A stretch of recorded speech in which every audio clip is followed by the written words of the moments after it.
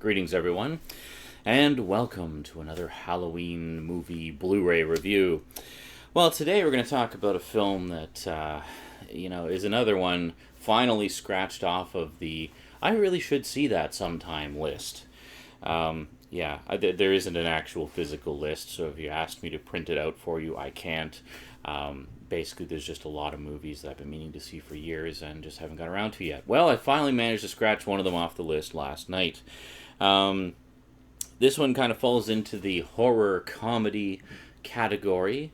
It's a early-ish film from Peter Jackson, of course, who we all know we all know as the director of Lord of the Rings. Well, prior to that, he did a lot of sort of cheesy B-movie, sci-fi, horror type stuff, and kind of comes from an indie horror background. And this was a movie from when he started to get a little bit more money to play around with. It's also an early work from Weta Digital, when they were just kind of starting out. So 1996, starring Marty McFly himself, Michael J. Fox. I am, of course, talking about The Frighteners. Yes, this is the Blu-ray edition, which just came out a couple years ago, a year ago. Came out in 2011. Looks fantastic, sounds fantastic, and best of all, it carries over all the extras dating all the way back to the Laserdisc edition. But we'll talk about that after the titles. After the titles, yes. So let's have the titles, shall we? And begin the show after the titles. The Frighteners, today on the Multimedia Chronicles.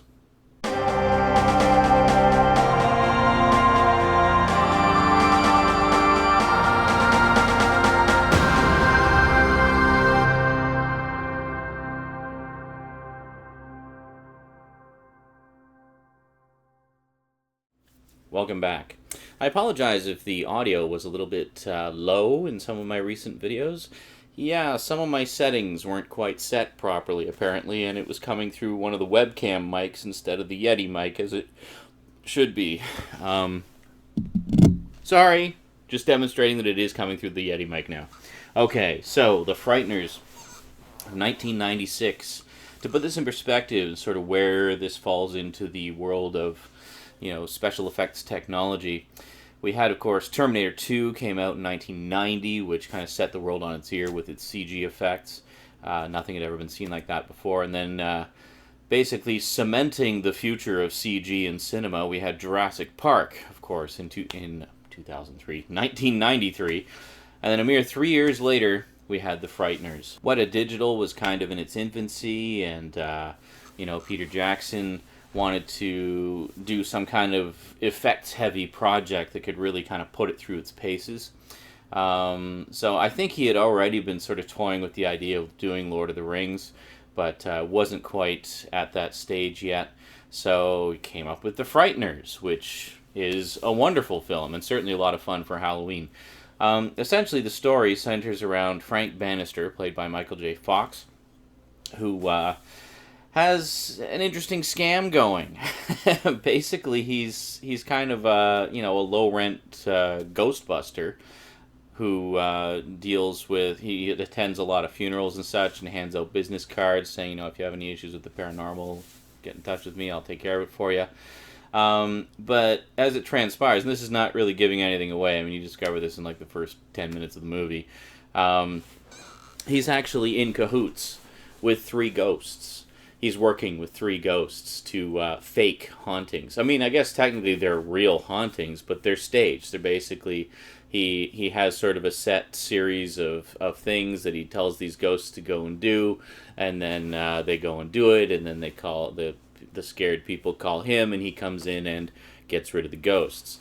So it's a fun little scam that he's got going on. And, it turns out that there's another ghost in town that isn't part of the scam, and he's stirring up a lot of trouble. In fact, there's a lot of deaths involved.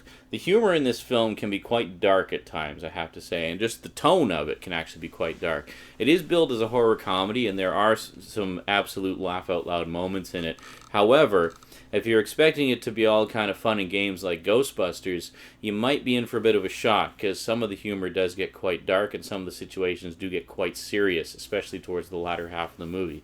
But I love that stuff. I mean, I love it when I start off laughing and then things take a ridiculously dark and twisted turn, you know? You'll see a lot of familiar faces in the movie. Of course, Michael J. Fox. You've also got Jeffrey Combs from Reanimator and countless other, B horror movies and whatnot. Most recently, he's doing the voice of Ratchet on Transformers Prime. I find it kind of funny that they got the actor who played Dr. Herbert West to be the voice of essentially the medic character in Transformers. There's sort of sideways symmetry to that. But his character is just so off the wall. It's easily the most off the wall character I've ever seen Jeffrey Combs play, and really quite a treat to watch him just tear up the scenery whenever he's on screen. You've also got John Astin, classic horror comedy veteran from the original Addams Family show in the 60s, playing one of the ghosts that's helping Michael J. Fox. I, as a Dark Shadows fan, was actually delighted to see, what's her name, Patricia McCarthy and Jim Fife, who both played characters on the 1990s revival version of Dark Shadows. Both of which are actually quite major characters in the film as well. I'd always kind of thought of them as second-tier character actors, but they really, especially Jim Fife as Stuart in the film, he's sort of the nerdy ghost, and then you've got kind of the 70s guy, like he stepped right out of a blaxploitation film kind of thing, like the pimpin' ghost. So you got like the nerd, the pimp, and then you got the judge, which is John Astin's character, and he's kind of like an Old West gunslinger type who's basically literally falling apart. He's been walking the earth for so bloody long.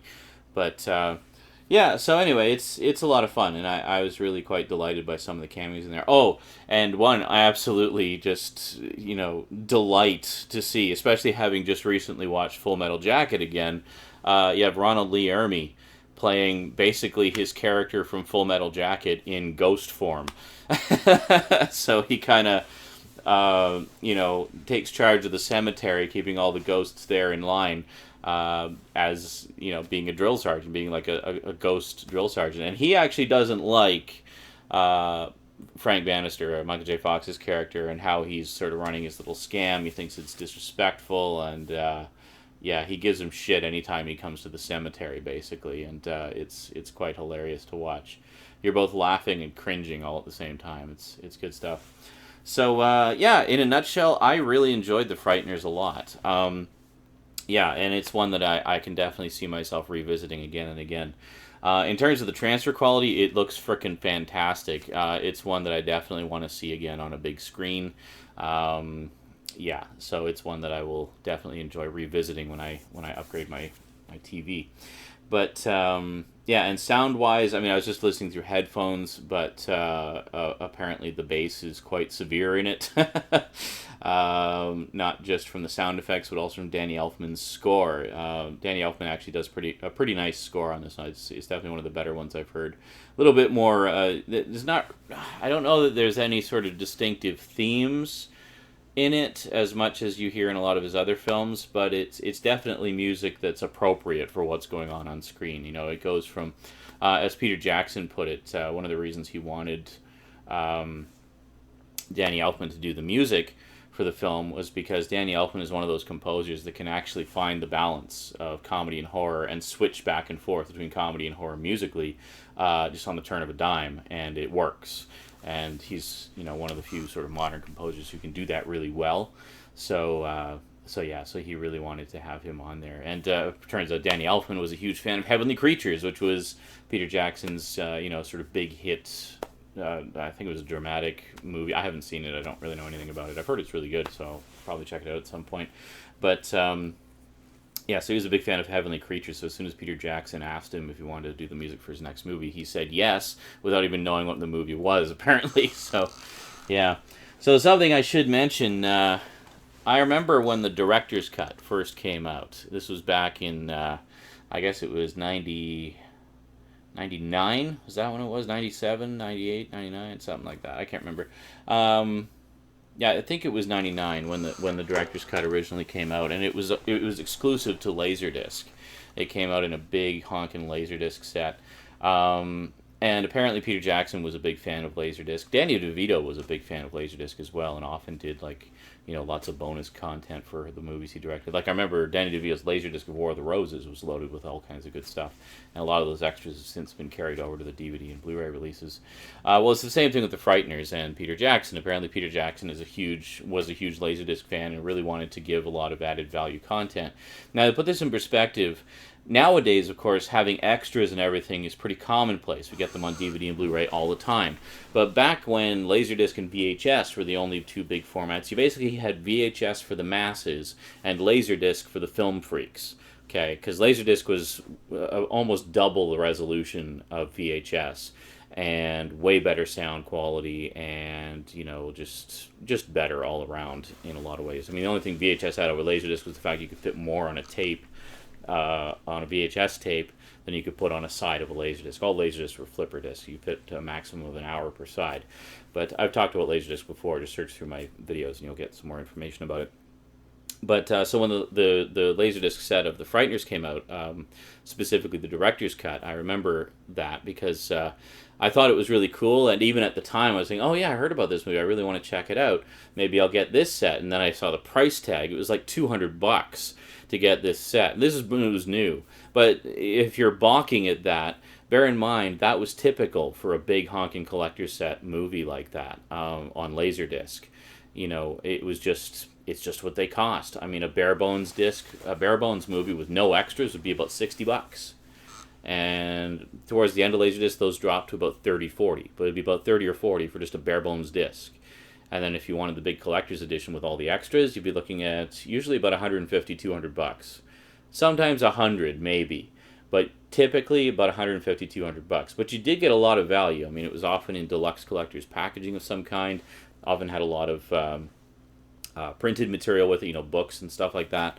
I don't know specifically what was included in the Frightener set because I never owned it, but I do remember seeing it around. And it was kind of, it was definitely a deluxe set in terms of deluxe sets, a very deluxe set.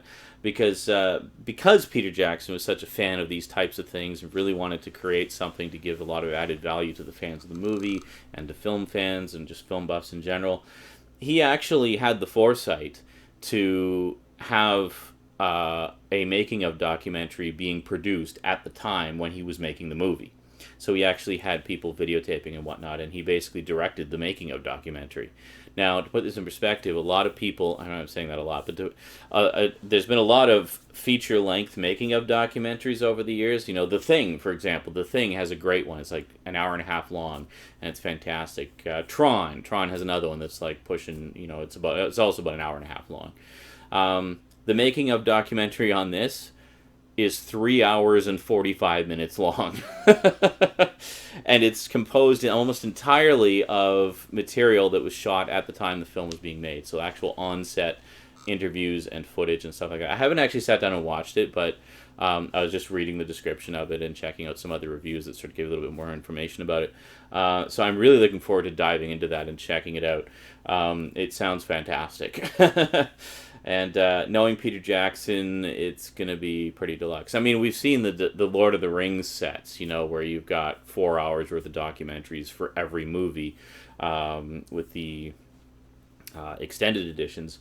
Well, apparently that wasn't the first time he did that. He actually did it with the Frighteners pretty much before anybody else was doing it.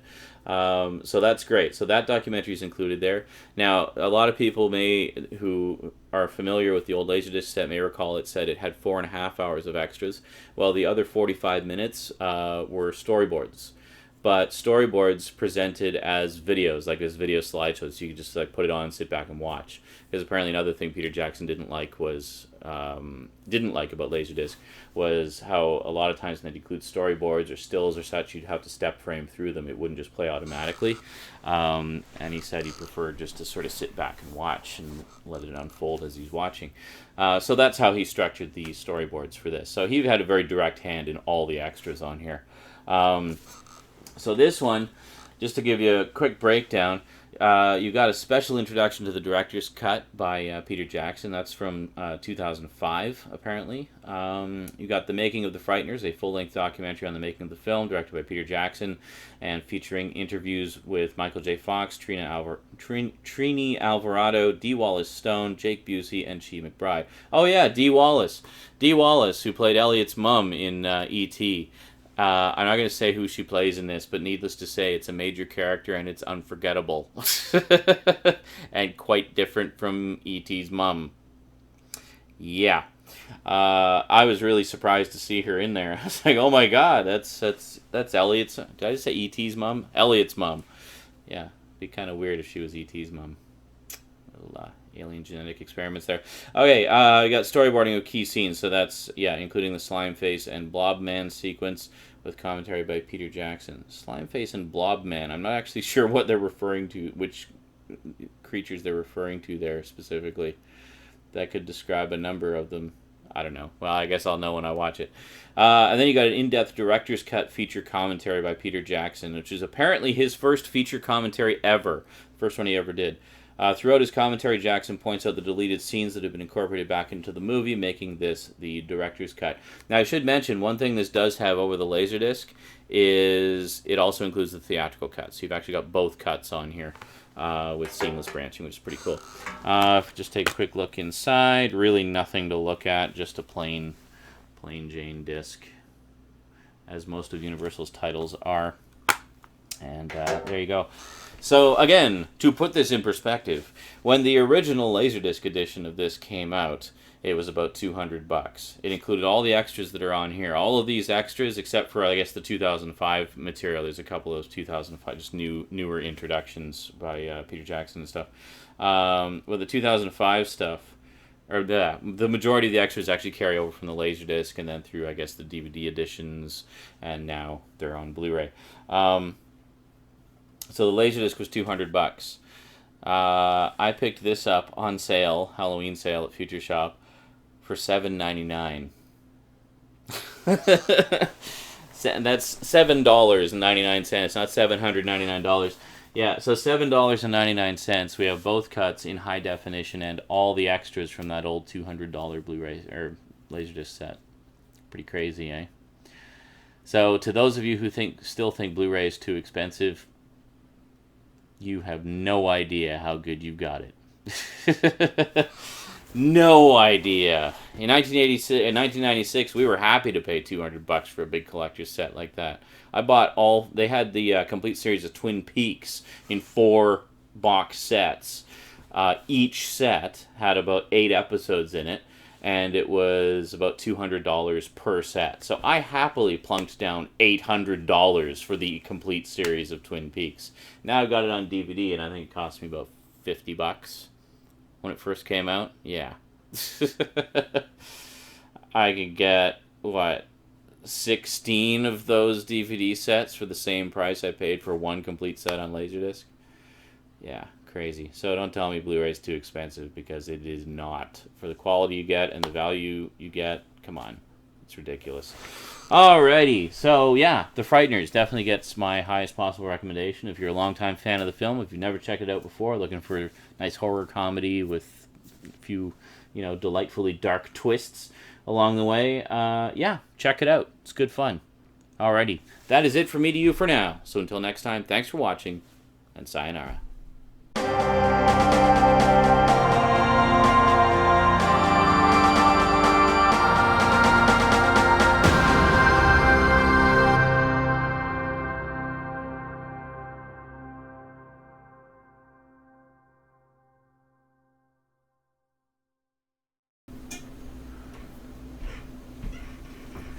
Why are my neighbors stomping around? So annoying. The ironic thing is they moved upstairs because they couldn't stand the girl who lived upstairs stomping around. So they moved upstairs So now they stomp around. You'd think they'd be more aware of things like that. I don't know. Whatever. Anyway,